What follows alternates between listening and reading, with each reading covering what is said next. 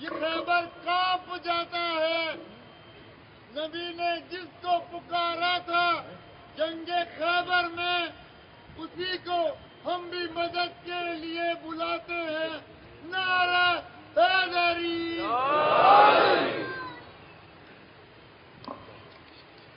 اعوذ باللہ السمیع العلیم من الشیطان اللعین الرجیم۔ بسم اللہ الرحمن الرحیم۔ الحمد للہ الملک الحق المبین المتصاغر لعظمتہ جبابرة الطاغین المتخاضع لکبریائہ عتاة المتمردین المعترف بربوبیتہ سائر الخلق اجمعین، والصلاة والسلام والتحیۃ والاکرام علی اشرف النبیین وخاتم المرسلین سیدنا و مولانا ابی القاسم محمد وأهل بيته الطيبين الطاهرين المعصومين المظلومين، أما بعد فقد قال الله سبحانه وتعالى في محكم كتابه المبين: بسم الله الرحمن الرحيم. سبح اسم ربك الأعلى الذي خلق فسوى والذي قدر فهدى والذي أخرج المرعى فجعله غثاء أحوى. الصلوات.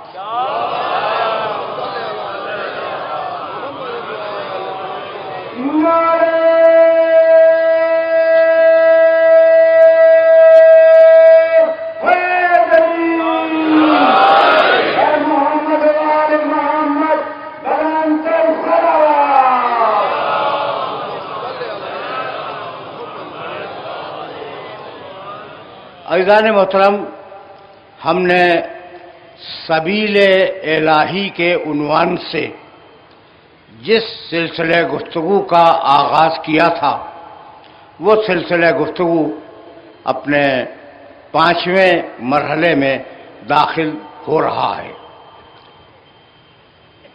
ارشاد پروردگار ہے کہ حبیب سبح اسم ربک الاعلی، اپنے بلند ترین خدا کے نام کی تسبیح کرو۔ الذی خلق فسوی، یہ تمہارا رب اعلیٰ وہی ہے جس نے ساری کائنات کو خلق کیا اور اسے اس کی ضرورتوں کے مطابق عطا کیا۔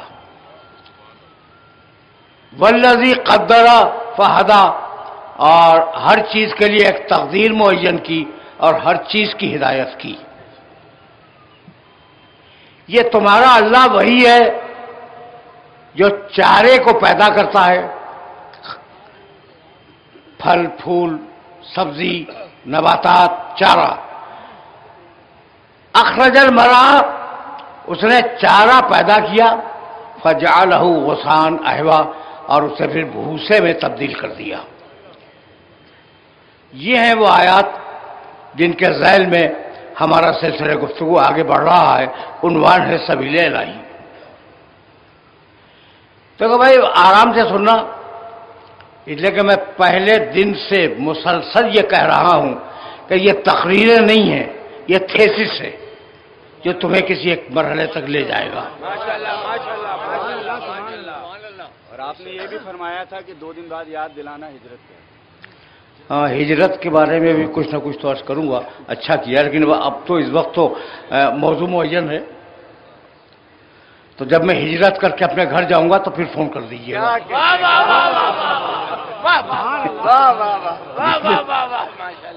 ماشاءاللہ۔ ضمناً ہجرت کا ضمناً. اب ہجرت تو ایک سبجیکٹ ہے، اور یقین کیجئے گا کہ یہ جو ہو رہا ہے، یعنی آپ 5 منٹ پہلے جو فکر رکھتے تھے ذکر حسین سن کر وہ بدل گئی، یہی تو ہجرت ہے.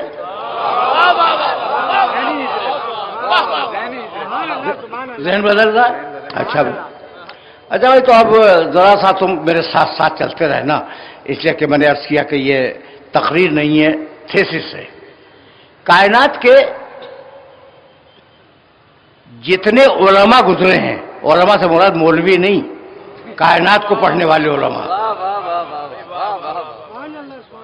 کائنات کے پڑھنے والے علماء، سائنسداں، لفظ بدل دوں میں تاکہ آسان ہو جائے، سائنسداں اس بات پر متفق ہیں کہ چھوٹے سے ذرے سے لے کر عظیم ترین آفتاب تک جو دنیا جاری و ساری ہے وہ ایک نظام کے تحت جاری ہے، اور اس نظام کا نام ہے تقدیر و ہدایت.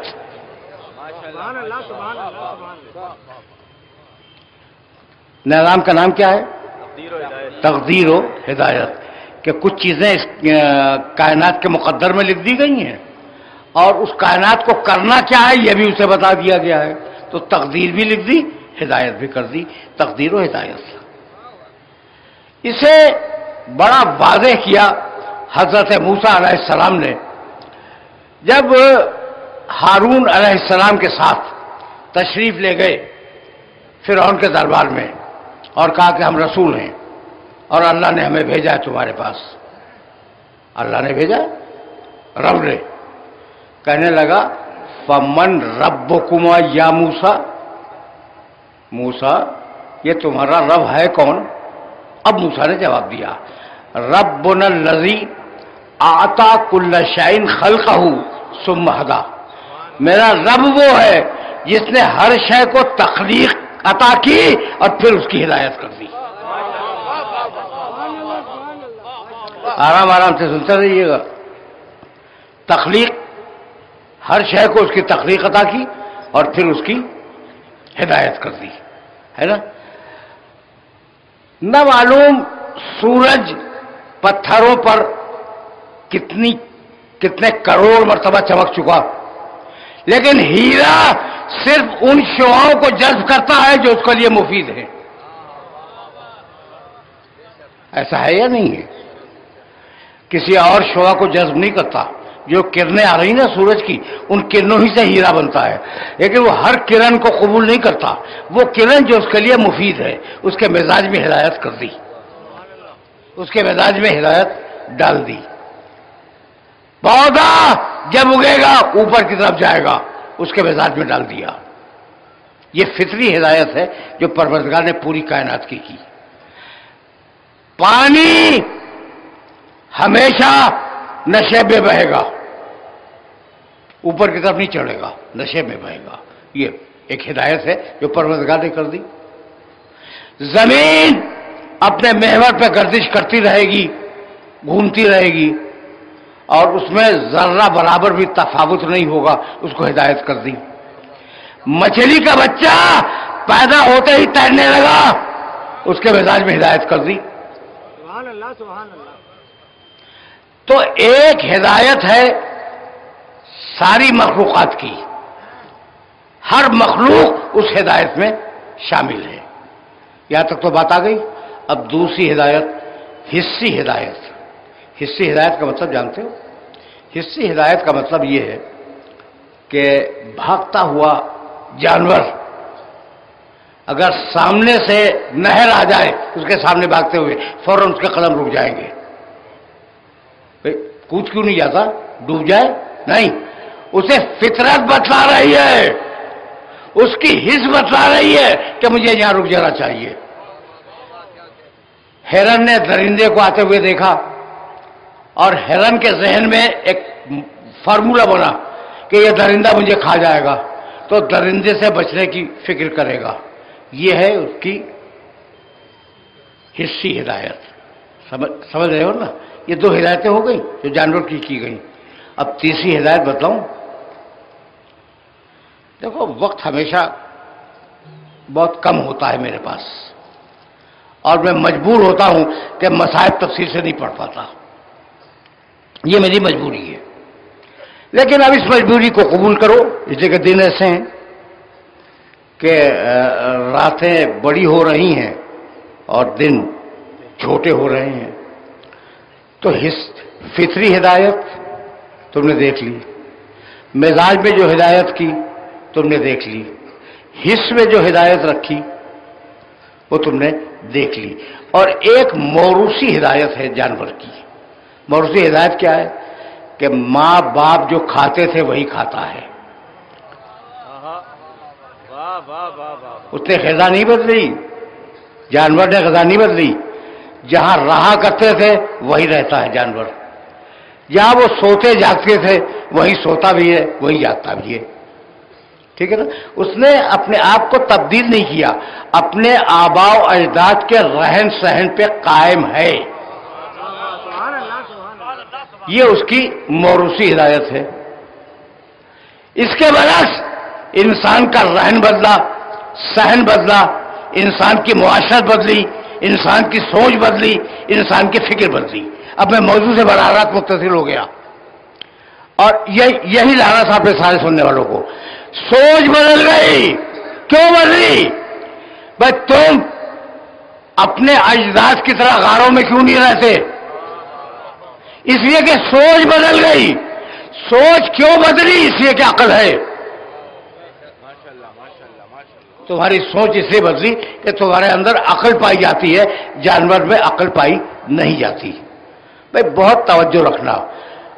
تو عقل آتے ہی، جب انسان میں عقل آئی، عقل آتے ہی ایک مسئلہ پیدا ہوا کہ خواہش اور عقل کے تصادم سے کہیں ایسا نہ ہو کہ معاشرہ فاسد ہو جائے، اس لیے ایک ایسی ہدایت کی ضرورت تھی جو عقلوں کو کنٹرول کر سکے۔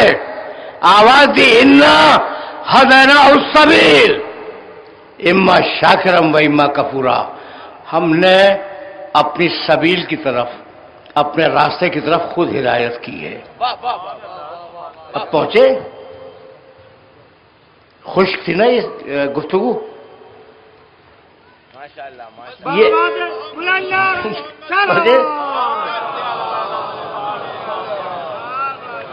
اب ظاہر ہے کہ یہ میرے تھیسس کا جز ہے، تو اب انا ہدیناہ السبیل، ہم نے راستے کی ہدایت کر دی۔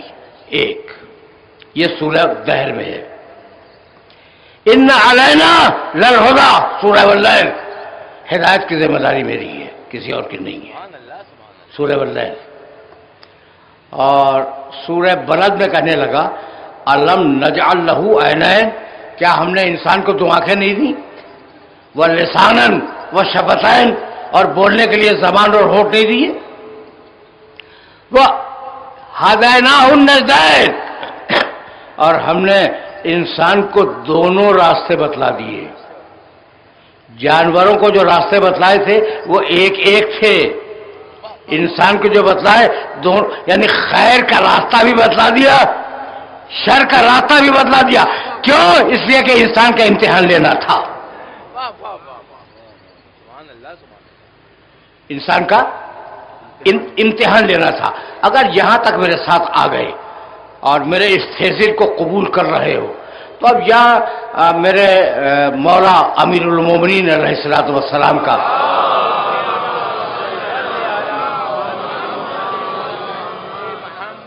ایک قول مبارک تمہیں ہدیہ کر دوں اور فکر یہاں سے آگے بڑھ جائے۔ یقیناً موضوع کے تقاضے کو پورا ہونا ہے، اور بات کو ذرا مشکل بھی ہونا ہے، لیکن بہت زیادہ مشکل نہیں ہونا ہے۔ جتنا آسان بیان کر رہا ہوں اتنا آسان بیان کرنا آسان نہیں ہے، جتنا آسان کر کے بیان کر رہا ہوں۔ امیر المومنین نے فرمایا کہ یہ جو چلنے پھرنے والی مخلوقات ہیں، چلنے پھرنے والی مخلوقات، ان کی تین قسمیں ہیں۔ ایک وہ ہیں جو فقط خواہشی خواہش ہیں، ان میں عقل نہیں ہے۔ تو سوچو گے نا یہ کیا ہے؟ بھائی یہ لال بیگ کیا ہے؟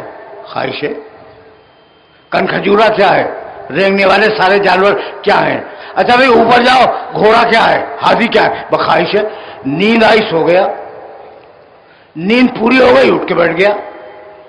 یہاں بیٹھا ہوا تھا تھک گیا، یہاں سے اٹھ کے وہاں جا کے بیٹھ گیا. وہاں تھک گیا کسی اور جگہ جا کے بیٹھ گیا. کہیں سے آپ نے دھتکار دیا وہ کہیں اور دور چلا گیا. بھائی یہی ہے نا. تو جانور اپنی خواہش کا پابند ہے، جہاں سے چاہے اٹھے اور جہاں چاہے بیٹھ جائے. بس فرق اتنا ہے کہ اسے یہ نہیں معلوم کہ اس کے بیٹھنے کی جگہ ہے بھی یا نہیں.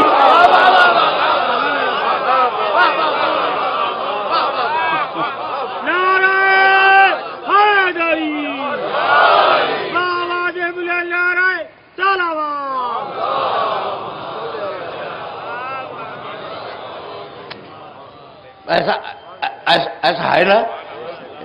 ٹھیک. اچھا تو امیر مومنین کیا فرماتے ہیں کہ ایک وہ مخلوق ہے جو فقط خواہش ہی خواہش ہے، جو جی میں آیا وہ کر دیا، وہ ہے حیوان. اور دوسری مخلوق ہے جس میں فقط عقل ہی عقل ہے، اور وہ ہے فرشتہ. کچھ نہیں سوائے عقل کے، کچھ نہیں ہے. نہ اس میں کوئی خواہش ہے، نہ کسی چیز کی طرف کرتا ہے، نہ کوئی تمنا ہے. کبھی اگر موقع ہوا تو بتاؤں گا وہ خلافت کی تمنا کیا تھی.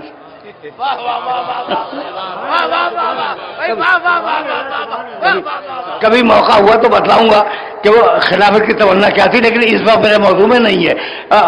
جس میں فقط خواہش ہو وہ حیوان، جس میں فقط عقل ہو وہ فرشتہ، اور جس میں خواہش اور عقل ٹکرا جائے اس کا نام ہے انسان. خدا کی قسم یہ جملہ علی ہی کہہ سکتے تھے. یعنی یہ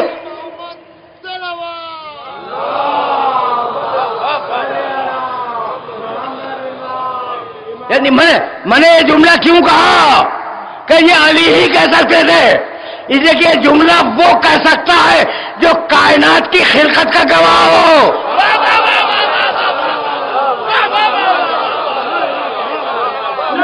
اور کسی کے بات کی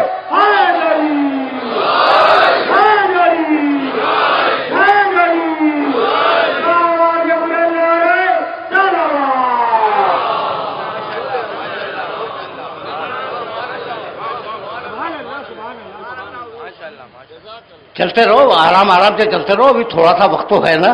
اچھا بھائی جب تھوڑا سا وقت ہے تو ایک وہ مخلوق جو فقط خواہش ہی خواہش یعنی جانور، دوسری وہ مخلوق جو فقط عقل ہی عقل یعنی فرشتہ، تیسری وہ مخلوق جس میں عقل بھی ہے خواہش بھی ہے.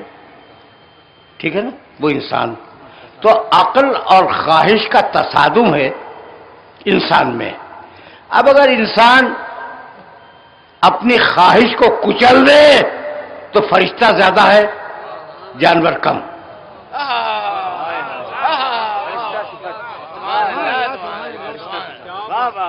انسان اگر اپنی خواہش کو کچل دے، ختم کر دے، فنا کر دے اپنی خواہش کو، تو فرشتہ زیادہ ہے، جانور کم ہے. اور اگر انسان اپنی عقل کو کچل دے تو جانور زیادہ ہے، فرشتہ کم ہے. اور اگر توازن میں رکھے خواہش اور عقل کو تو وہ انسان ہے. بھائی یہاں تک میرے ساتھ آ گئے؟ بھائی بہت توجہ ہے. تو اب جو خواہش کو اپنے قدموں تلے روند دے، اس کے بارے میں تمہاری رائے کیا ہے کہ وہ فرشتے سے افضل ہے یا نہیں؟ مجھے معراج کی شب نظر آیا کہ ایک فرشتہ چلا، اس کے ساتھ ایک انسان چلا.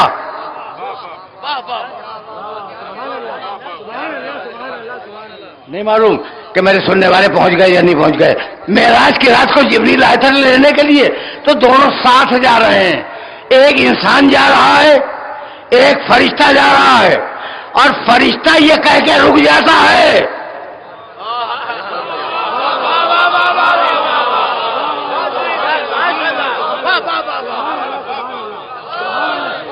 فرشتہ یہ کہہ کے رک جاتا ہے کہ یا رسول اللہ لو دنوت انمولتن لا احترقت، اگر ایک سرے انگشت بھی آگے بڑھ جاؤں تو میں جل جاؤں گا، تو مجھے میری حد میں رہنے دیں۔ شرافت یہی ہے کہ انسان اپنی حد میں رہے۔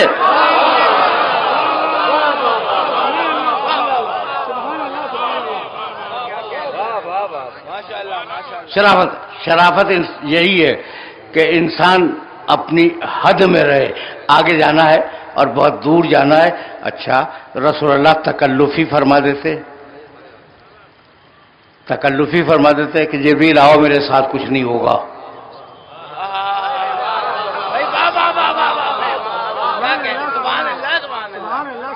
کیسے کہہ دیتے رسول؟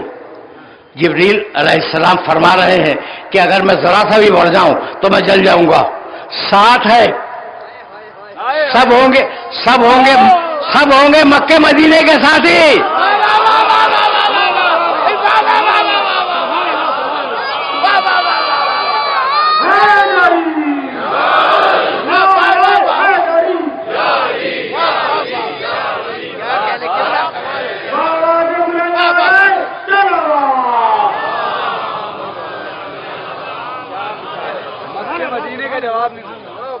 بھائی جتنے لوگ ہیں یمن کے ہوں گے، شام کے ہوں گے، مکے کے ہوں گے، مدینے کے ہوں گے، سارے ساتھی رسول کے تو انہی علاقوں کے تھے نا۔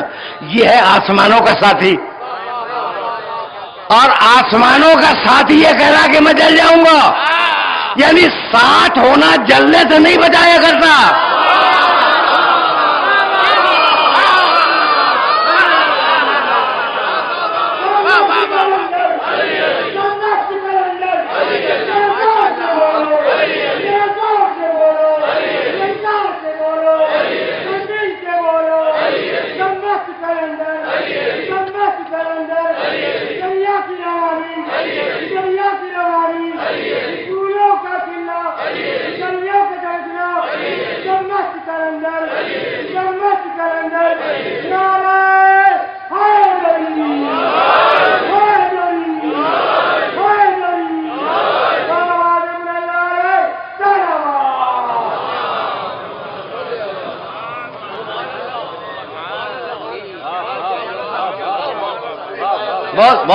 بہت سامنے کی بہت سیدھی سادی باتیں آپ کی خدمت میں عرض کر رہا ہوں میں۔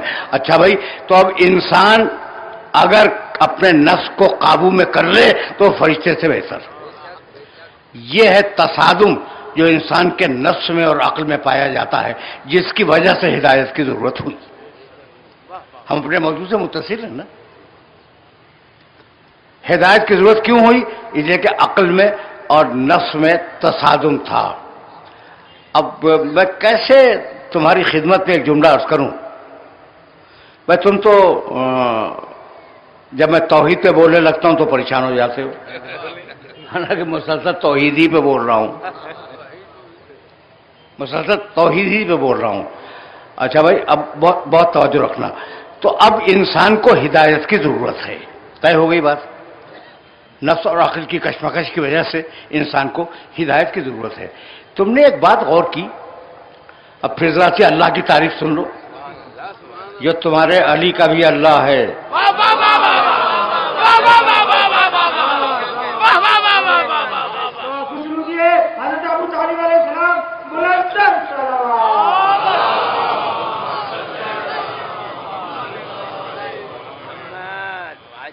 میں دیکھو ہمارے ادب میں جو ہمارا لٹریچر ہے نا، اس میں نصیری کو ہیرو بنا کے پیش کیا گیا ہے۔ بہت تعریف ہوتی ہے، لوگ واہ واہ بھی بہت کرتے ہیں، نصیری ہیرو ہے۔ اور میں نے کبھی نصیری کو پسند نہیں کیا۔ جانتے ہو سبب کیا ہے؟ اس لیے کہ وہ میرے علی کے خدا کا دشمن ہے۔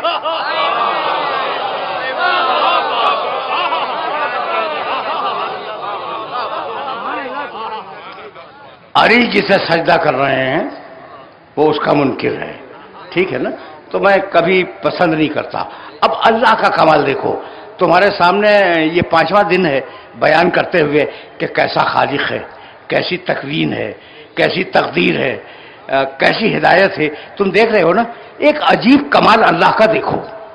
اور وہ کمال اگر تم نے دیکھ لیا تو پھر ہدایت سمجھ میں آ جائے گی. دیکھو بھائی، تمہیں بھوک لگتی ہے، کھانا کھاتے ہو. مطلب تمہاری بات نہیں کر رہا ہوں، تمہارے باپ دادا آدم علیہ السلام، شیس علیہ السلام، ان کے زمانے سے بھوک شروع ہوئی. جب سے انسان ہے تب سے بھوک ہے. اچھا بھائی، اب میرے دوستو کبھی کوئی بات کا جواب بھی دے دیا کرو. جب سے انسان ہے تب سے بھوک ہے. بھوک کو مٹانے والا غلہ کب سے ہے؟ پہلے سے.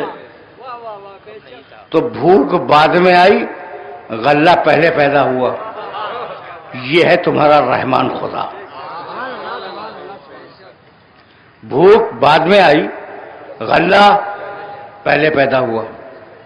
اچھا، پیاس لگتی ہے تمہیں، پیاس بعد میں آئی، پانی پہلے پیدا ہوا. تمہیں سانس لینے کے لیے ہوا کی ضرورت تھی، ہوا پہلے آئی، تم بعد میں آئے. تم چلے جاؤ گے، ہوا رہ جائے گی. اس میں کوئی منطق فلسفہ تو نہیں ہے بھائی، بہت ہی سیدھی بات کر رہا ہوں نا میں. تو اب میں جملے کو پھر دوہرا دوں. غلہ پہلے آیا، تم بعد میں آئے، تم چلے جاؤ گے، غلہ رہ جائے گا. پانی پہلے آیا، تم بعد میں آئے، تم چلے جاؤ گے، پانی رہ جائے گا. تو ضرورت کی جو چیزیں ہیں وہ پہلے سے موجود ہیں، تمہارے آنے کے پہلے سے موجود ہیں. ٹھیک ہے نا؟ تمہیں ہوا کی ضرورت تھی، ہوا پہلے تھی، تم بعد میں آئے، ہوا رہ جائے گی، تم چلے جاؤ گے. اس اصول کو مان لیا. ہدایت سب سے بڑی ضرورت ہے. ہدایت انسان کی سب سے بڑی ضرورت ہے. تو ہادی پہلے ہوگا، تم بعد میں آؤ گے، تم چلے جاؤ گے، ہادی رہ جائے گا.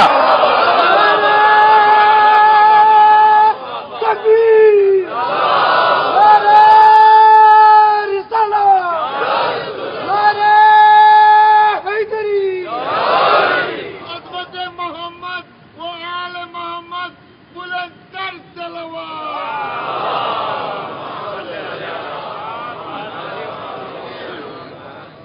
برائے خوشنودی اللہ سبحانہ و تعالی بلند ترین صلوات.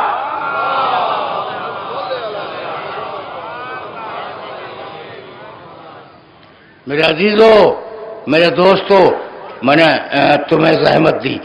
یہی اس کا کرم ہے کہ اس نے جو پہلا انسان بھیجا اسی کو ہادی بنا کے بھیجا. اب دیکھو سبیل الہی استوار ہو رہی ہے اور دن کم ہوتے جا رہے ہیں. پہلے انسان کو، یعنی وہ پہلا ابو البشر، انسانوں کا باپ حضرت آدم علیہ السلام، وہ پہلے ہادی بھی ہیں اور پہلے انسان بھی ہیں، تاکہ کوئی یہ نہ کہہ دے کہ پروردگار ہمارے پاس تو ہادی آیا ہی نہیں تھا. اس لیے پہلے انسان کو ہادی بنا کے بھیجا. انی خالق بشرا من طین، میں مٹی سے ایک بشر بنانے والا ہوں. ایک آیت، پوری آیتیں بھی نہیں پڑھ رہا ہوں. انی جاعل فی الارض خلیفہ، میں زمین پر ایک خلیفہ قرار دینے والا ہوں. جعل کے معنی قرار دینا، خلق کے معنی بنانا. توجہ رکھنا.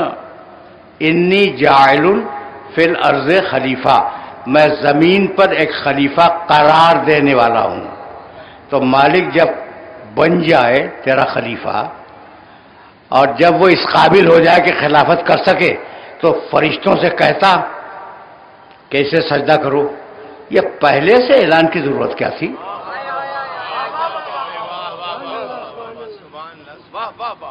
یہ سوال ہے.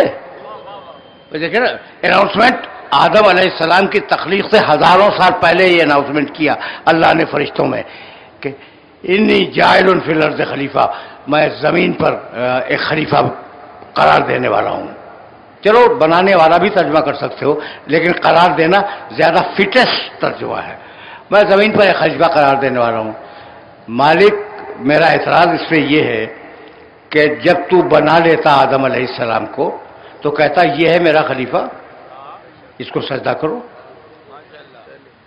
ٹھیک ہے نا؟ یہ پہلے سے اناؤنسمنٹ کرنا ہزاروں سال پہلے سے کہ میں زمین پہ خلیفہ بنانے والا ہوں، کوئی نہ کوئی مصلحت تو ہوگی. تو تیرا تو کوئی کام مصلحت کے بغیر نہیں ہوتا. تو کہا مصلحت یہ ہے، بس جواب قدرت مصلحت یہ ہے کہ فرشتوں میں ایک حالت انتظار پیدا ہو جائے.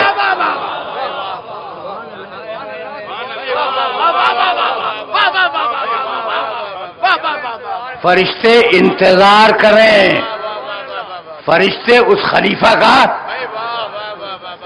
پھر دوہرا رہا ہوں، انتظار کریں. اور جب آدم کا پتلا بن رہا تھا تو ادھر سے فرشتے گزرتے تھے احترام کے ساتھ اور کہتے تھے یہ اللہ کا خلیفہ بن رہا ہے. اور ابلیس جب ادھر سے گزرتا تھا تو مذاق اڑاتا تھا کہ یہ مٹی کا پتلا یہ خلیفہ بنے گا. تو صرف حالت انتظار نہیں کروائی، خلیفے کا احترام بتایا. بھائی بہت توجہ رہے، اس لیے کہ بڑے باریک مرحلے پہ لے آیا ہوں میں.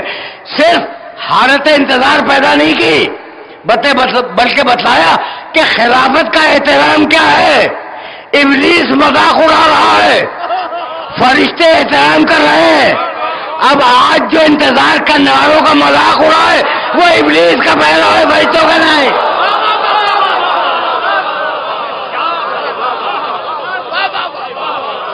بے چین ہے کوئی تو کوئی اشکبار ہے، بے چین ہے کوئی تو کوئی اشکبار ہے، جس کو بھی دیکھتا ہوں وہی بے قرار ہے.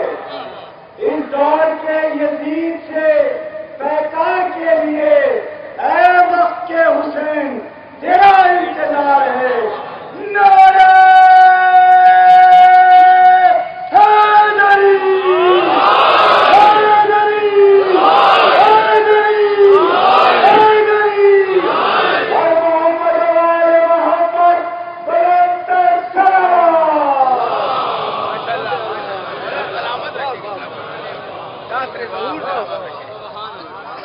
توجہ رکھنا.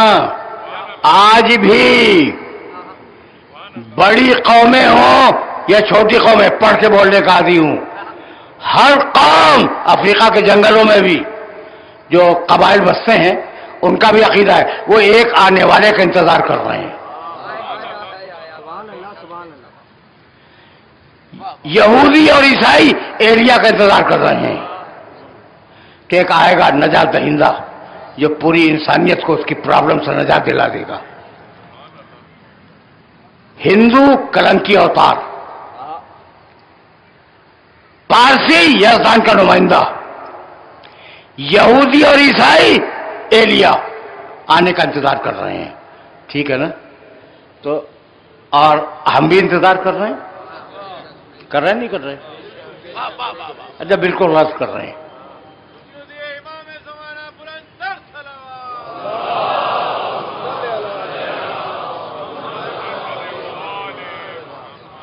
یہ جملہ میں نے کیا کہہ دیا؟ ہم غلط کر رہے ہیں کہ غلط کر رہے ہیں. کبھی کبھی ایسے بھی تو سن لیا کرو، مجھے آف دا ریکارڈ بولنے کی بھی اجازت دے دیا کرو. اچھا بالکل غلط کر رہے ہیں. پوچھو گے نا کیوں غلط کر رہے ہیں؟ کہا کہ بھائی مسلمانوں میں دو گروہ ہیں، ایک کہتا ہے کہ پیدا ہو چکا ہے، ایک گروہ کہتا ہے، دوسرا کہتا ہے کہ وہ بعد میں پیدا ہوگا، اس کا انتظار کر رہے ہیں. اب جو کہتے ہیں کہ پیدا ہو چکا وہ بھی انتظار کر رہے ہیں، اور جو کہتے ہیں کہ پیدا ہوگا وہ پیدا ہونے کا انتظار کر رہے ہیں. تو میں نے کہا بھائی آپ عجیب آدمی ہیں، بھائی آپ انتظار کر رہے ہیں، انتظار کر رہے ہیں. انتظار کی ضرورت کیا ہے؟ آپ کے پاس تو ایک ہتھیار ہے، اس ہتھیار کا نام ہے اجماع.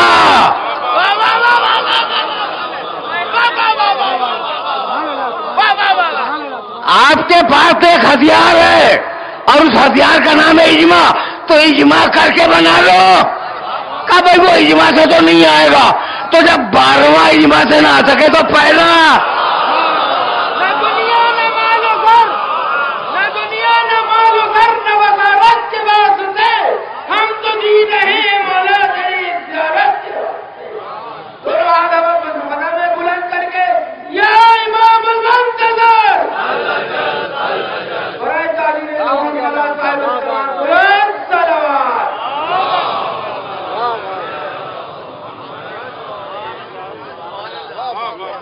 عجیب ہے. بنا لو بھائی اجماع کر کے. اچھا بھائی اب پھر واپس چلو. انی جاعل فی الارض خلیفہ. دامن وقت بہت تیزی کے ساتھ تنگ ہوتا چلا جا رہا ہے اور مجھے ظاہر ہے کہ اذان مغرب کا خیال ہے. اذان مغرب سے قبل اس مجلس کو اختتام پذیر ہو جانا چاہیے. ٹھیک ہے نا؟ تو انی جاعل فی الارض خلیفہ، میں بنانے والا ہوں. اب ایک بات کہنے جا رہا ہوں، مجھے اپنے بیان پہ بھروسہ نہیں ہے، لیکن تمہارے فہم پر بھروسہ ہے کہ جو میں کہوں گا وہ سمجھ لو گے. اور بہت عجیب و غریب بات کہنے جا رہا ہوں میں. انی جاعل فی الارض خلیفہ، میں زمین پر ایک خلیفہ بنانے والا ہوں. کس کا؟ یہ نہیں ہے. کس کا خلیفہ بنانے جا رہا ہے؟ اچھا تو میں نے لغت اٹھایا اور لغت اٹھانے کے بعد خلیفہ کے معنی دیکھے تو خلیفہ کے پہلے معنی لکھے ہوئے تھے اولاد، جو خلف میں آئے. پہلے معنی کیا ہے؟ اولاد. خلیفہ کے معنی اولاد. تو میں زمین پر اولاد بنانے والا ہوں. بھئی آدم سے تو اولاد شروع ہوگی تو یہ معنی تو فٹ ہی نہیں ہوتے بالکل ہی. اچھا دوسرا معنی ہے بادشاہ. کل دو اترے ہیں، آدم اور حوا، ان میں بادشاہت کیا ہوگی؟ یہ معنی بھی غلط ہیں. اب تیسرے معنی بتاؤں؟ غلط وہ بھی ہے. خلیفہ کے معنی جانشین. کوئی چلا جائے تو اس کی جگہ پہ جو بیٹھے وہ جانشین. اللہ نے اپنی جگہ کب چھوڑی جو آپ کسی کو بٹھائیں گے؟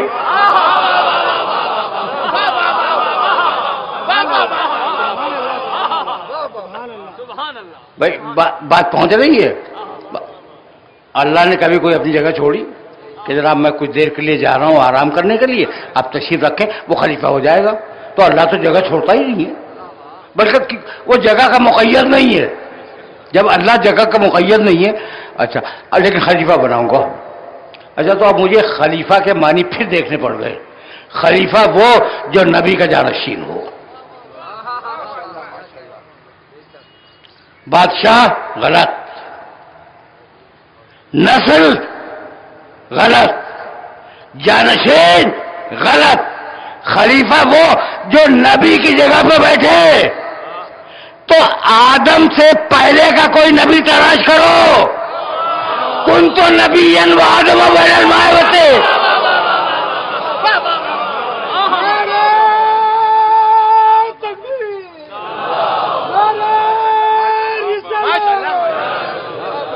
یہ کیا کر رہا ہے؟ محمد و آل محمد. یہ کیا کر رہا ہے؟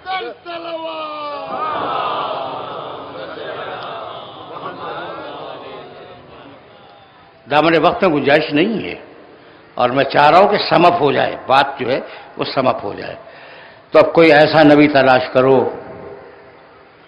جو آدم سے پہلے موجود ہو. کنت نبیا وآدم بین الماء والطین. اب یہ کیسے ممکن ہے کہ محمد رسول اللہ کا تذکرہ ہو اور اس کے بھائی علی کا تذکرہ نہ ہو؟ کیسے یہ ممکن ہے؟ من قالا، تبرسی کی روایت ہے، احدکم لا الہ الا اللہ و محمد رسول اللہ فلیقل علی امیر المومنین. جو توحید کا اعلان کرے، جو رسالت کا اعلان کرے، وہ علی کی امارت کا بھی اعلان کرے. ساتھ ساتھ جڑے ہوئے ہیں. یہ جڑے ہوئے، قسم کھا کے کہہ رہا ہوں کہ یہ جڑے ہوئے ہیں. وہ نوجوان آج نظر نہیں آئے جو کہہ رہا تھا کہ ملے ہوئے ہیں علی، خوش ہو جاتا. بیٹھا ہوا ہے وہ خوش ہو جاتا کہ جڑے ہوئے.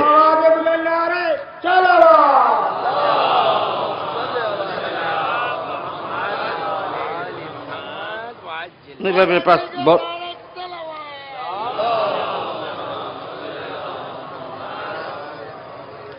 پیغمبر اکرم اپنی مسجد میں تشریف فرما ہے. توجہ رکھنا، واقعات بہت کم بیان کیا کرتا ہوں. اور ایک مرتبہ اپنے ساتھیوں کو، مقدس ساتھیوں کو رضوان اللہ تعالی علیہم اجمعین، ان سب کو مخاطب کر کے کہا میرے دوستوں سنو، میرے ساتھیوں سنو. کنت نبیا وآدم بین الماء والطین. میں اس وقت بھی نبی تھا جب آدم کا پترا بن رہا تھا. سن لیا نا؟ سن لیا؟ رسول کا قول ہے، سب نے سن لیا۔ کہنے لگے میرے ساتھیوں سنو، کنت نبیًا و آدم و بین الماء والطین، میں اس وقت بھی نبی تھا جب آدم کا پتلا بن رہا تھا۔ دوسری مرتبہ بھی سن لیا۔ میرے نبی نے ارشاد فرمایا کنت نبیًا، تیسری مرتبہ، وہ آدم و بین الماء والطین، میں اس وقت بھی نبی تھا جب آدم کا پتلا بن رہا تھا۔ اب ایک نے دوسرے کو دیکھا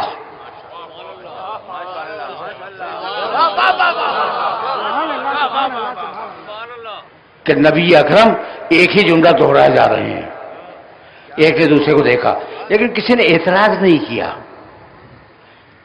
کسی نے رسول پہ اعتراض نہیں کیا، اس لیے کہ رسول ابھی حالت صحت میں ہے، حالت مرض میں نہیں ہے۔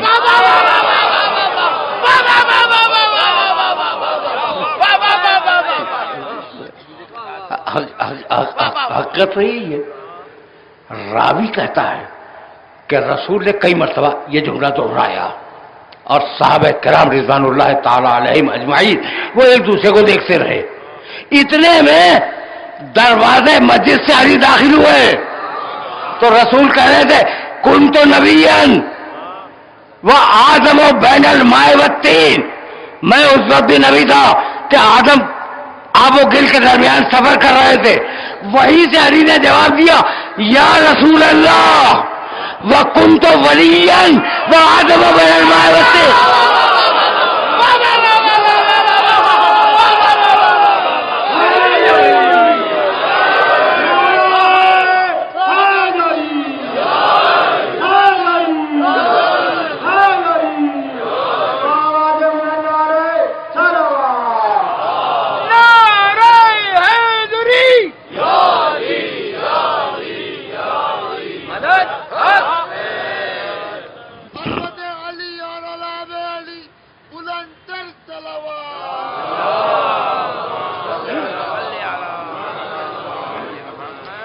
جہاں توحید وہاں نبوت، جہاں نبوت وہاں ولایت، ٹھیک ہے نا؟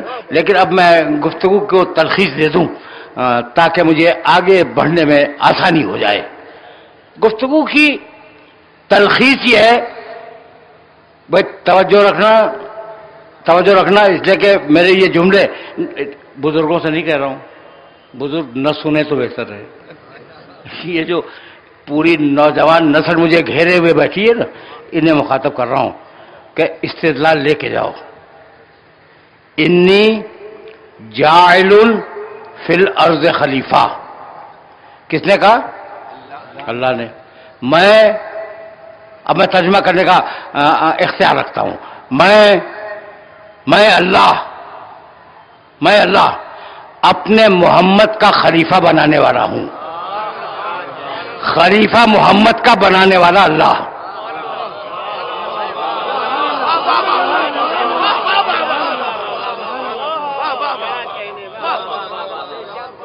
پہنچ گئی بات؟ دیکھو بڑے نازک منہ پہ لے آیا ہوں میں، خلیفہ محمد رسول اللہ کا بنانے والا اللہ۔ اب آیت پڑھوں، آیت تو مانو گے، لن تجد لسنت اللہ تبدیلا، اللہ کی سنت نہیں بدلتی۔ اگر پہلا خلیفہ اللہ نے بنایا تو بعد محمد کا پہلا خلیفہ بھی اللہ ہی بنائے گا۔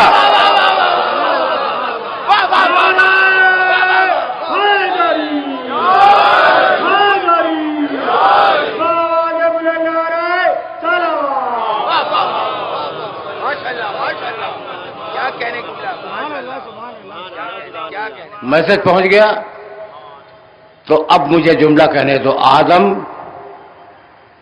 میرے رسول کے خلیفہ اپنے زمانے میں، نوح میرے رسول کے خلیفہ اپنے زمانے میں، ٹھیک ہے نا؟ یعنی قبل نبوت کے جتنے بھی نبی ہیں وہ محمد رسول اللہ کے خلیفہ ہیں، اللہ کے بنائے ہوئے۔ اور بعد نبوت کا جو خلیفہ ہے اس کا نام ہے علی۔ مجھ سے ڈیبیٹ نہ کرنا ورنہ گھنٹوں صرف ہو جائیں گے۔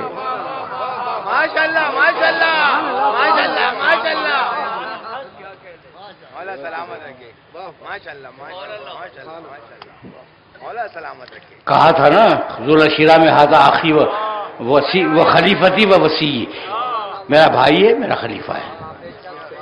تو قبل بے توجہ رہے، تقریر تمام ہونے والی ہے. قبل نبوت کے جتنے انبیاء ہیں وہ میرے رسول کے خلیفہ،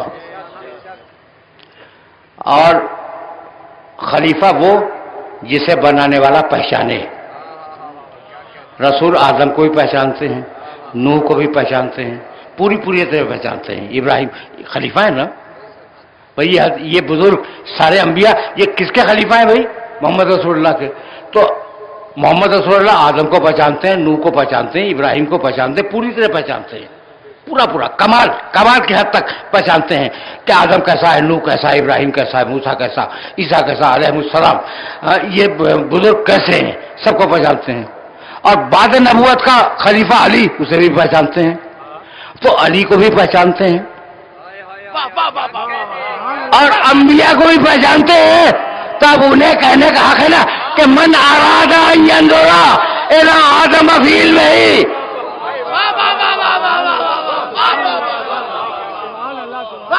من اراد ان ينظر الى آدم فی علمہ والى نوح فی حلمہ والى ابراہیم فی خلتہ والى موسیٰ فی ہیبتہ والى عیسیٰ فی زوجہ فلینظر الى علی بن ابی طالب.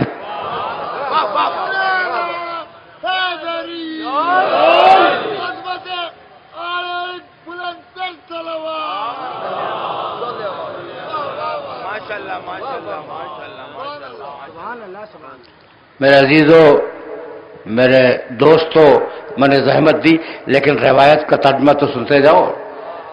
90 راویوں سے تو روایت میں نے دیکھی ہے.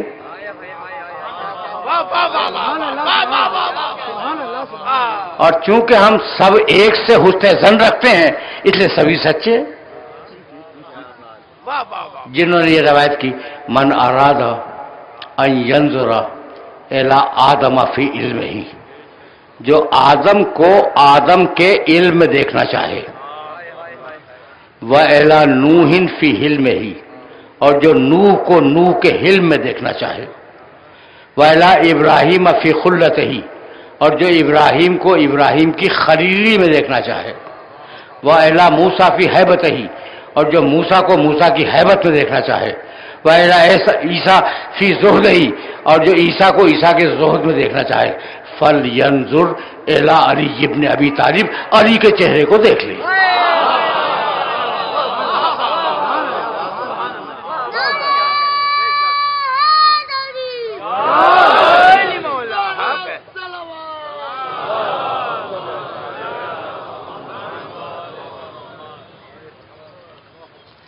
میں نے بات سن لی. دیکھو بڑی گنجائشیں ہیں، اور اب ایک جملہ سنو، اس لیے کہ میں تیزی کے ساتھ مصائب کی طرف جاؤں گا اور مصائب کا وقت نہیں بچتا. بہت قریب ہو گیا ہوں میں مصائب سے. جو آدم کو آدم کے علم میں دیکھنا چاہے، اردو تو خوب سمجھتے ہو، جو آدم کو آدم کے علم میں دیکھنا چاہے وہ علی کو دیکھے. یعنی اس کا پورا علم تو ہے اس کے پاس، اس کا کتنا ہے کچھ نہیں معلوم.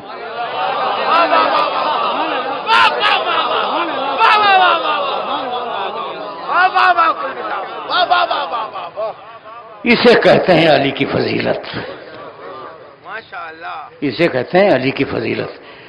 جو نوح کو ان کے حلم میں دیکھنا چاہے، پورا حلم نوح علی کے پاس، ان کا حلم کتنا نہیں معلوم، کچھ نہیں معلوم.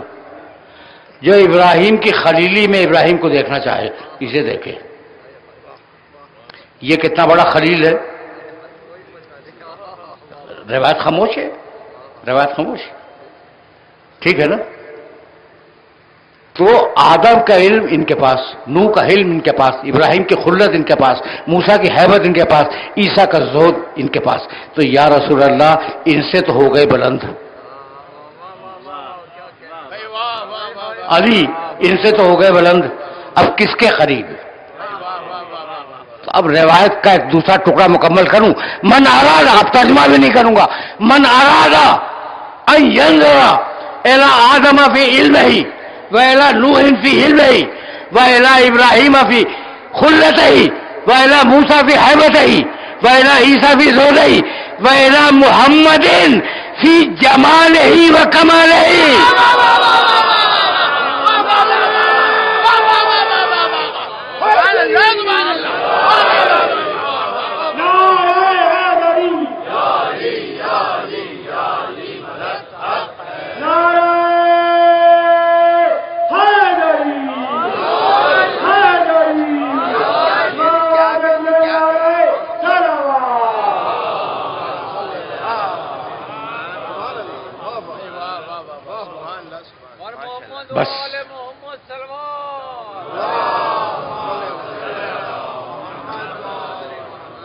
بس میرے عزیزوں، میرے دوستوں، اب 2-3 دقیقے تو چاہیے نا مصائب کے لیے، تو اب مصائب تک جانے کے لیے ایک جملہ سنتے جاؤ اور وہ جملہ تمہیں پہنچا دے گا مصائب تک.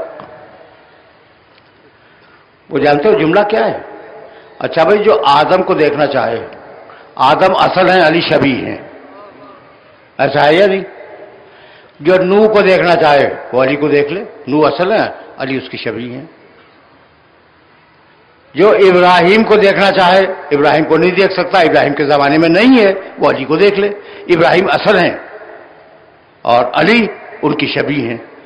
تو پیغمبر اکرم نے قیامت تک کے لیے اصول دے دیا کہ اگر اصل کی زیارت نہ کر سکو تو شبیہ کی زیارت کر لیا کرو.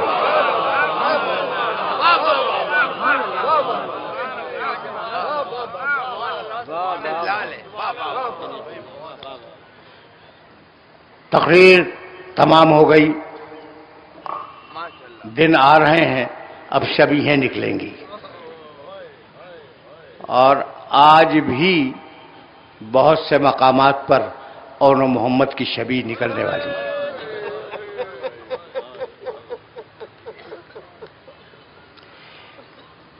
وقت نہیں ہے، میں کیا بیان کروں کیا نہ کروں، تو بس 2 جملے سن لو. جب طے ہو گیا، اچھا بھائی یہ اون محمد کو پہچانتے ہو؟ شہزادی زینب کے بیٹے عبداللہ ابن جعفر طیار کے بیٹے. آخری جملہ سنو، آخری جملہ. جب طے ہو گیا کہ حسین جائیں گے، مدینے میں قیام نہیں کریں گے، تو شہزادی زینب حسین ہی کی یہاں زندگی گزار رہی تھی. آئیں عبداللہ کے گھر میں، اپنے شوہر کے گھر میں. عبداللہ لیٹے ہوئے تھے، چپ چاپ سرہانے آ کے بیٹھ گئیں. ایک ہی جملہ کہوں گا اور تقریر تمام ہو جائے گی. شہزادی زینب کو تو پہچانتے ہو نا؟ چپ چاپ خاموشی کے ساتھ اپنے شوہر عبداللہ کے سرانے آ کے بیٹھ گئیں. جب بہت دیر گزر گئی تو عبداللہ نے سر اٹھایا، کہا شہزادی میرے لیے کوئی حکم ہے؟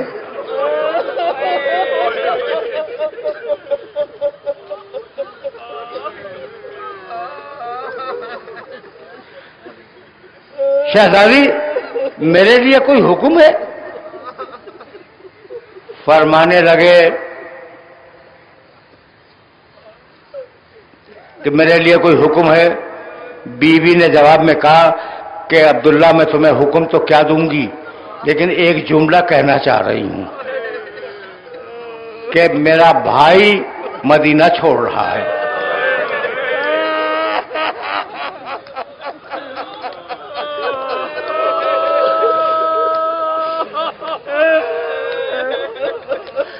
اور میں اپنے بھائی کو چھوڑ نہیں سکتی. عبداللہ اگر تم نے مجھے بھائی کے ساتھ اجازت نہ دی جانے کی تو جانتے ہو کیا ہوگا؟ ہاتھ جوڑ لیے. کہا بیوی کیا ہوگا؟ کہا 2 کام ایک ساتھ ہوں گے. ادھر بھائی کی سواری مدینے سے نکلے گی، ادھر زینب کا جنازہ تمہارے گھر سے نکلے.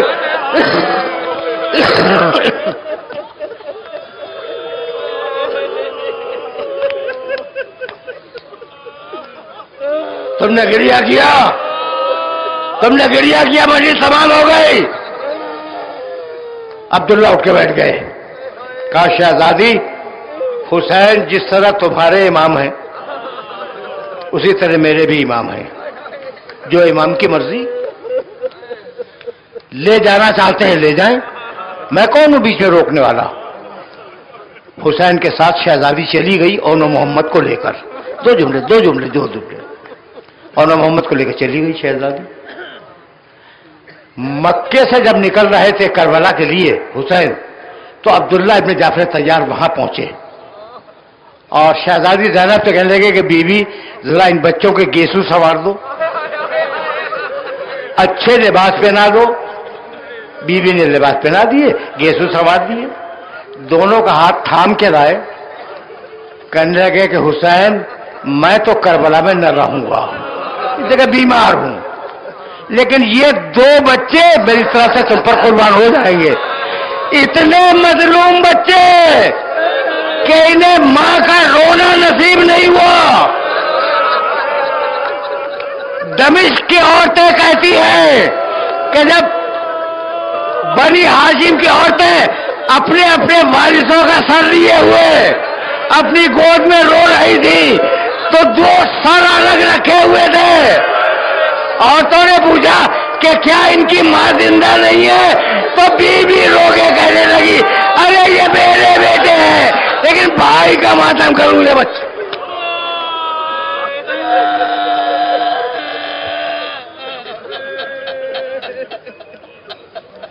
وَسَيَعْلَمُ الَّذِينَ ظَلَمُوا أَيَّ مُنقَلَبٍ يَنقَلِبُونَ رَبَّنَا تَقَبَّلْ مِنَّا إِنَّكَ أَنْتَ السَّمِيعُ الْعَلِيمُ.